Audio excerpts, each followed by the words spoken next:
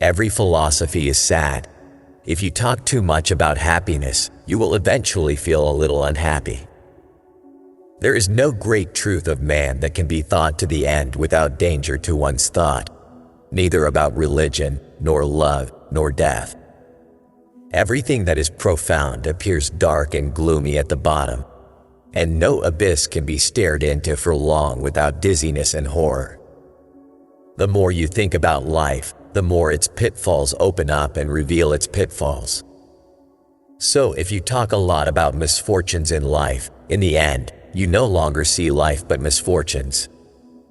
Indeed, a person lives a whole century in countless dangers, but it happens that a large number of people go through their entire lives without experiencing any particular misfortunes. Even for many people, life flows like the beautiful river Arethusa, which first had its source in the Peloponnese, and then smoothly carried its sweet waters through the entire sea to Sicily, to also sweetly emerge from a new source there. The horrors of life become part of our destiny only if we specifically delve into them. There is a blissful world that does not believe in evil, and there are other people who have never believed in misfortune. However, neither group has lost more than those who have measured all evils and counted all misfortunes. On the contrary, many misfortunes may not have been avoided if we had not thought about them for a long time, as is the case when a person gets exactly the illness they think about the most. Many people lament that their entire lives pass searching for the meaning of life, which, if it exists at all, is nowhere else but in the search itself. Whoever has not sought the meaning of life has not lived, but whoever has sought it has never been happy enough. Happiness, therefore, is not an idea but an illusion, since happiness is not a matter of reason but a matter of imagination. Therefore, a person believes they are happy even when they are not happy. But misfortune is just as much a utopia as happiness, because out of 100 misfortunes, there is a certain half that is invented and imagined.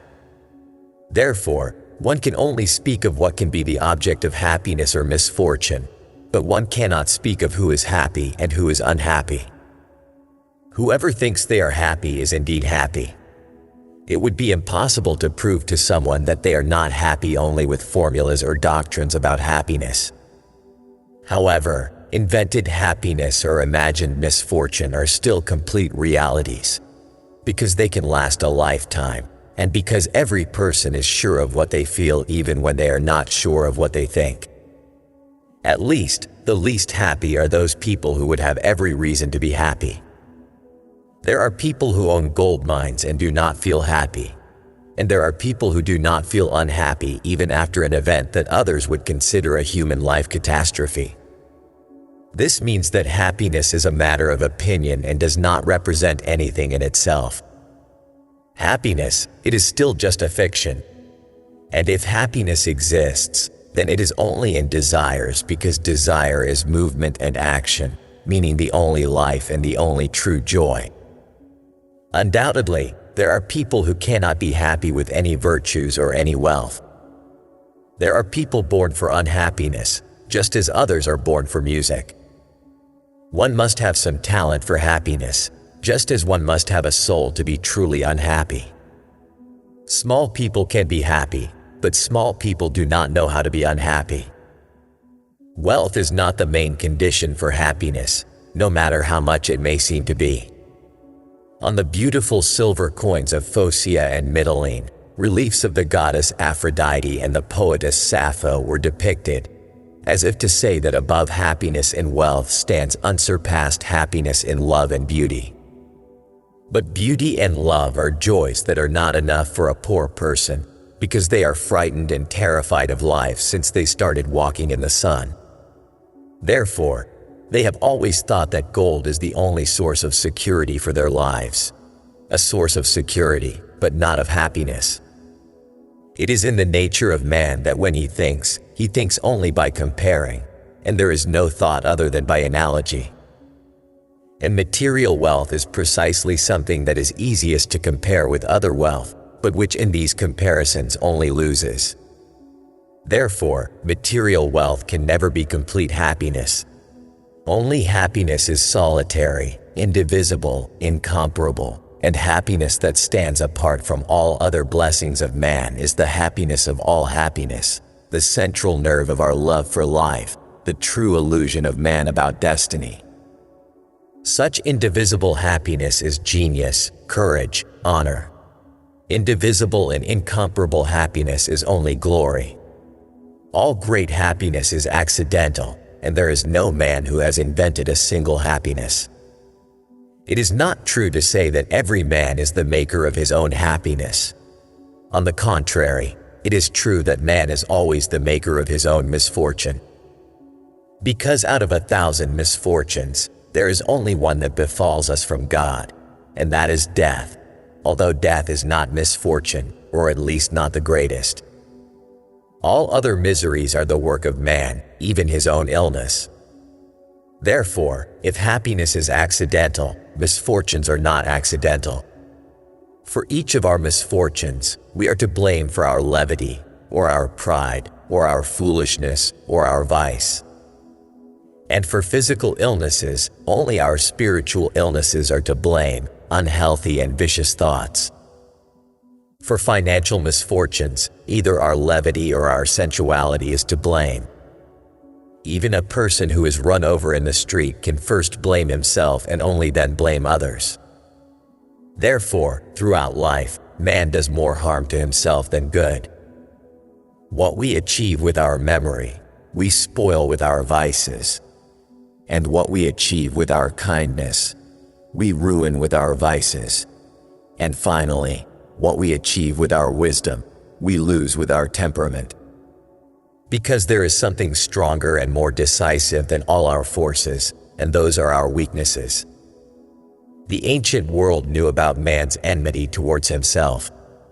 Lucretius, the great poet, speaks in one place about disorders in the soul of man, listing 5: arrogance, debauchery, irritability, extravagance, laziness. Indeed, all human wisdom should serve only to not do harm to oneself. One should beware more of oneself than of all one's enemies. A person who blames others for his misfortunes already shows that he is either foolish or perverse, even bad. The science of how to think, logic, and the science of how to be good, morality, are really nothing more than teachings on how not to cause misfortunes to oneself and not to create enemies. Throughout history, people have always believed that great and disproportionate happiness, divine in origin, and that great misfortunes are only punishments of foresight. Only small happinesses were considered the work of man, and small misfortunes were considered only man's own mistakes. Because at the bottom of every great event lies a miracle, and no true miracle has man been able to attribute to himself. Misfortune does not befall every man, just as illness does not affect every blood. Then, although very few people are truly happy, there are just as few people who consider themselves truly unhappy. It would seem as if life does not consist solely of happiness and misfortune, but as if in the middle there is another particular state that lifts a person above all happiness and above all misfortune. Because it is certain, there is no great happiness without a great deception. Orientals go after fate, and Westerners go after ideals. But every man, without exception, is convinced that he cannot escape his fate, whether he ascribes it only to chance, as fatalists do, or to the will of God, as people who believe in foresight. Every man can see how he needs to renounce 1,000 small happinesses to come to one great happiness. As if a man's heart were created for one great blow. For, undoubtedly, there is only one great happiness in life. Every man can find one single day in his life when he truly felt the highest happiness that a person can ever experience. For great spirits and great souls, there is no happiness without greatness, but there is also no greatness without their own work. Any happiness without our work is just a great miracle, and that is divine, not human. Has there ever been a stronger cry of ordinary human happiness than the cry of Xenophon's soldiers? The sea. The sea. But especially has there ever been a more complete exclamation of a higher happiness than the cry of Columbus's sailors? Land. Land. Gold and talent cannot be considered happiness in a man's life, because gold has often been the cause of misfortunes for many wealthy people, the source of many of their crimes, and a man's talent has often done as much harm as good. There were even a few great talents in history that were a real misfortune for humanity. Certainly, man carries everything within himself, which was also a Roman idea. Cato left this brilliant and proud saying to proud Stoics, "What you don't have, lend to yourself." Man doesn't even know what true happiness or true misfortune is. Everyone has a different opinion about happiness, depending on the ages of life, their culture, or their condition. And misfortunes are again so countless that no man is able to imagine them all at once. Man knows only the depth and bitterness of the misfortune he has overcome himself, but no one knows the misfortunes or illnesses that others endure. Darwin spoke that man would not have a single day of pleasure if he knew what death was, so ideas of death would be a discouraging horror for human mind and heart. It could also be said that man would not have a single day of happiness if he knew all the misfortunes that exist around him and from which other people suffer. For me, the greatest image of misfortune is a man simultaneously old, sick, and poor. Old age, illness, and poverty, combined, are undoubtedly the greatest and final catastrophe of a human destiny. No one could classify all misfortunes. There are healthy people who are unhappy because of the illnesses of their loved ones, and then there are people who are forever poor and forever neglected, and people who hardly or never achieve in life what they want. There is also a huge number of people in the world who work all their lives only for others, whether for foreigners or for their own, and do more than they have strength and health for. There are also those who are perpetually ill and perpetually persecuted. There are, finally, victims of their own vices, excessive ambitions, embittered vanity, bloodthirsty envy, insane jealousy, detestable cruelty, and nature's boring to everyone. Two such misfortunes in the life of one man are already a complete hell on earth. A woman has to endure, in addition to her possible evil, the tyranny of her husband, and even harder, the tyranny of children, even when those children are the wisest and most beautiful. All books in the world should be books of consolation, so many are the unhappy ones on earth. In addition to real unfortunates, there are also those who are unhappy by temperament alone, and those are melancholics, who are numerous. The ancients said that melancholy is the trait of great minds. Aristotle says that Socrates, Plato, and Lysander were melancholics. We are truly good only when we are truly happy. Misfortunes spoil hearts and ruin characters. There have rarely been people who resisted the poisons of misfortune and continued to love others, especially those to whom others have brought misfortune, harboring hatred for the innocent. Only those unhappy individuals who do not consider their misery the fault of others, but rather the will of God, which again means their own fault, can become philanthropists.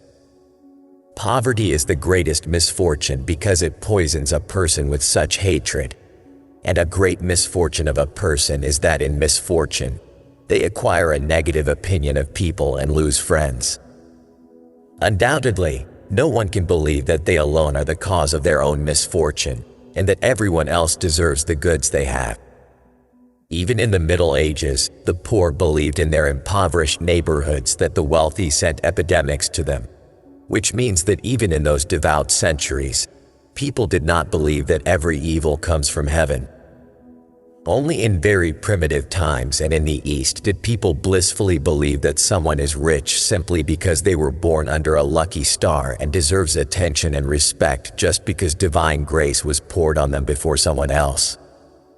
In our time, it is believed that the rich have seized their happiness from the poor, and that the happiness of some is made from the misfortune of others. Due to one weakness and vanity, people attribute all their happiness only to themselves, and their misfortunes only to others. But what everyone considers a particular injustice to themselves is rejoicing in the happiness of other people. In Rome, upon the election of a new pope, old words are repeated to him. Pop vidibus apos Petri, which truly has this scornful meaning: you will not live for 25 years. Small people do not know that one should be generous not only to the unfortunate but also to the fortunate. The source of human misfortune lies in their egoism, in wanting others to always work for them. Avoiding work and effort is the greatest motivator in the struggle of human society. Not to toil oneself but to earn wealth, and to achieve great wealth to ensure the greatest security, and above all, the security that they will not have to make an effort later, since effort is the greatest bitterness of human destiny. Hatred among people always results from this struggle of who will subjugate whom so that one can work while the other enjoys the efforts of others. In this primal struggle, character traits are formed differently in the wealthy and in the poor. The wealthy are good out of piety and ambition. The wealthy are spiritually braver, while the poor are physically braver. The wealthy do not experience intense joys like the poor because they live without great expectations and dreams. They live without surprises, often blasé and passive.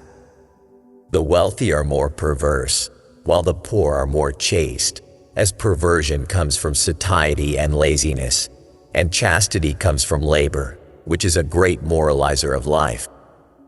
Some poor are more in love with honesty than others with gold, and many even seem like maniacs of ambition. The wealthy learn honesty from the poor because only in the poor can one see that honesty and happiness stand independently of gold. Envy is a trait of the poor, and high-styled intrigue is a trait of the wealthy. Ugly words and rough manners have a poor origin, but deep malice and dark revenge have a wealthy origin. The poor are poor in all means of struggle, as in everything else. The greatest equilibrium of character and the highest chivalrous virtues were given by people from famous historical families. Marcus Brutus and Cato Uticensis bore the names of their great ancestors from the royal and republican eras. Almost all the great people of the empire were descendants of great ancestors. Aristotle gave this definition of nobility. Nobility means an inheritance of wealth and integrity. People can love unselfishly, but rarely hate unselfishly. Every hatred is usually fear because a person does not hate, but only fears the one they are afraid of. A truly brave person does not hate, but rather scorns. In the feeling of hatred, there is humiliation for ourselves, and in scorn, there is pride in the belief that we are better and higher than the one we scorn. In the middle, between poisonous hatred and cold contempt, there is antipathy. It is calm, indifferent, unchanging. Like sympathy, it is primarily a physical thing. It has no connection with reason and very little with taste. Antipathy is dark and instinctive hatred, not rational, and that's why it is stronger than us, and no one can resist it. When such a feeling exists between two people, then it is either deep-seated racial hatred or an insurmountable difference in all elements of character. It is then irresistible and ferocious, like intolerance between two zoological races, perhaps even stronger. The deepest enmities come from antipathy, which is unconscious and therefore ruthless. Intolerance is in nature, not only in human nature, but also in the nature of plants, and even in the nature of stones. In Egypt, I saw that old sculptors made their things of alabaster in niches made of bricks because alabaster quickly decayed if it was in a niche made of stone. And it is known that there is a certain flower that cannot be placed next to another flower because both wither quickly. There is much less in life of reasonable hatred than instinctive hatred. Good and cultured people strive never to give in to these instinctive forces, and bad and cowardly people, on the contrary, are enslaved by these instinctive hatreds the most, becoming villains in small vices or heroes in major crimes. There are people who live because of these instinctive antipathies in bloody enmity with other people, even when spiritually and morally connected to them. Analyze each of your hatreds, and you will destroy it by looking it straight in the eye. We are always unjust when we think and speak of other people because we embellish some with our sympathies and vilify others with our antipathy, and both are equally instinctive and blind. The poorest is the person who lives in hatred of other people. They are the first to be cut by the knives they have sharpened themselves. Hatreds grow like spring waters. No one can hold back the flood of hatred if a person lets not only their imagination but also their wisest thoughts about the person they hate run wild. People have hated for centuries, even in the name of religion itself, which always preaches only love, and which has been talked about the most and thought about the deepest. Emperor Vespasian said that nothing smells like the sun as the corpse of an enemy. Such hatreds were rare among the ancient Greeks. Plato said, "Love calms people and quiets storms at sea. Love puts winds to sleep." The wise person has no hatred. Our hatreds harm us more than our opponent. Speak ill of a person for half an hour, and you will be unhappy and poisoned afterward. And speak for half an hour about them very well, and when they don't deserve it, you will become peaceful and blessed, even proud of the beauty of your feelings, or at least the beauty of your words. One condition of happiness is to suggest to oneself love for the enemy. A person cannot turn their hatred towards someone into love, but they can soften it. If someone has done you wrong, beware not to hate them, for hatred will cost you yet another loss and further unrest. And from a momentary and accidental enemy, you can make a permanent and convinced villain. Cross swords and fight, but not out of hatred for the enemy, but out of respect for yourself. Love for an enemy is a virtue as great as self-esteem. Although it is against nature, it is salvation because it does not allow hatred to take our eyes and lead us into even greater evil. When people think more about their hatreds, then they will see that they can also go on the right path to happiness, and that every triumphal chariot does not have to pass over trampled ones. Life teaches us that people are much less bad than is thought, but also much stupider than is possible to imagine. If a person forgives only the stupidity of their enemies, they have forgiven the greatest part of their malice. There is no hatred that is reasonable and noble, only that which is foolish and ugly. People who hate are, first of all, fools, and then cowards, but never heroes. It's terrible that there are many people who cannot be completely happy or feel great without someone else's misfortune. This dark need for a person's hatred toward another has even entered imperial ceremonies. Titus, during the celebration of his father Emperor Vespasian, threw 3,000 Jews to the animals in the circus for lunch. Tacitus tells that 19,000 people killed each other at Lake Fucinus, shouting to Caesar, "Toratorite salutant," and receiving applause from the audience. This instinctive search for amusement and satisfaction in the misfortune and blood of others is also evident in ancient religious rituals. Herodotus tells how kings in Scythia, after the anniversary of their death, received as posthumous sacrifices 50 young horses and 50 selected slaves, killed around their tomb. Homer sings of human sacrifices that Achilles offered to his friend Patroclus at his grave, killing several Trojan youths. Therefore, people went so far as to believe that even their dead cannot be at peace without the misfortune of other people. There are moments when a person is more afraid of life than death. It is the most dangerous feeling one can have. It is the culmination of despair from which one falls either into death or into crime. But this also means that more courage is needed for life than for death. I know that religious crises are devastating moments for a devout person when they fall to the ground and weep. But even more terrible is the crisis of character in which a person feels their own unreliability. Not to believe in God anymore, in whom one believed with all their heart until then, is truly dreadful. But not to believe in oneself anymore is even more painful, because it excludes both God and man from our destiny. Happiness is the feeling that a person has what they need most. Some wise men considered happiness to be only the sufficiency of a person's well-being. However, a person's happiness can never be complete if they take every desire as a necessity, and that is usually the case. Every success and every gain brings joy, but neither happiness nor constant success lies in achieving various successes, but only in the realization of a central intention. Therefore, it is not surprising that modesty has been considered happiness since people exist. The charming writer Abe Prevost said that having a garden, a cow, and 2 hens is enough for him to lead a happy life. Similar sentiments were expressed by the ancient Greeks, that Diogenes was happier than Alexander because the latter could neither give him anything nor take anything away from him. Moderation, which went as far as self-denial, was a golden virtue for Greek sages. Phocion, the Athenian speaker, refused to accept gifts from his admirer Alexander, yet felt happier than his fellow speaker Demades, who regularly accepted them.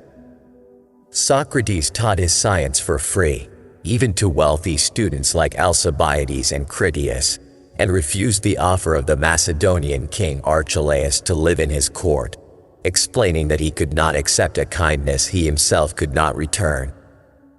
Romans even considered it deceitful if someone accepted a favor from another that they were not able to return. Undoubtedly, the greatest part of happiness lies in self-denial. If people understood how little is needed to be happy, they would avoid the most bitter days in life. The unfortunate thing is that no one measures happiness according to themselves and their needs, but according to others, and that too according to the happiest. The mania of all people is to adopt someone else's measure for their own life. True happiness for a person will be achieved if they achieve their liberation from other people. And to be liberated is to first separate their destiny from the pressure of other examples, giving their life the seal of their own nature and tastes. Then we would understand that happiness for Peter does not have to be the same as happiness for Paul. Every person has many plans in their life, but they have only one goal. Whoever reflects will easily find that goal, for it is very pronounced in our passion and our will, although often obscured and indistinct. That goal is the whole destiny of a person in the world. Like a person leaving home for the city, so a person set out from nothingness into life following their goal, completely clear. With that goal, a person's life truly begins and ends, almost to the exact moment. As long as the goal is not achieved, a person exists because they are full of strength and action. And when the goal is finally achieved, a person ceases to be force and action and becomes unnecessary, even often harmful to their own work. Great people even die on such days. The goal and destiny are inseparable, and both are of divine origin. Rarely is a person's goal evil, only the means can be evil. A person who clearly discerns where they want to go will have all their inner forces immediately move in the same direction, and many such people with powerful wills cannot be resisted. Only through suggestion of another or through a disturbance of instinct does a person lose that sense of the goal or confuse the proper means for its realization. Otherwise, there is an absolute relationship between what we want and what we can.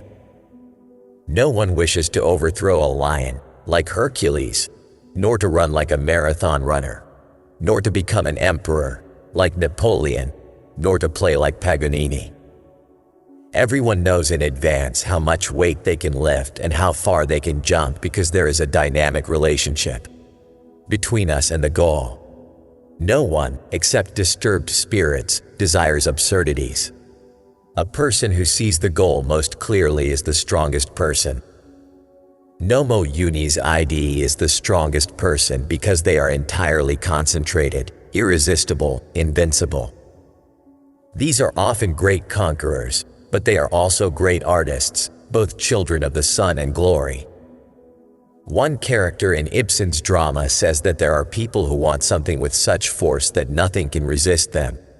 And for me, that something is the goal of goals, which is the central force in a person. To great individuals, their lofty goals never seem impossible, and they truly achieve them with the same ease with which small individuals achieve their small goals. One of the great joys of human life would be to quickly recognize the goal and immediately find secure paths to the fortress where all the treasures of King Radovan await. Unfortunate are those who do not recognize their true goal or miss the right means. The gifted Benjamin Constant, a writer and politician, spoke of himself, saying that all his catastrophe was that he never knew what he wanted. Another great misfortune is for someone to never know what they are capable of. The majority of people do not know what they want, and a large number of people do not know how much they can achieve. The rarest case is a person who knows both what they want and how much they can achieve.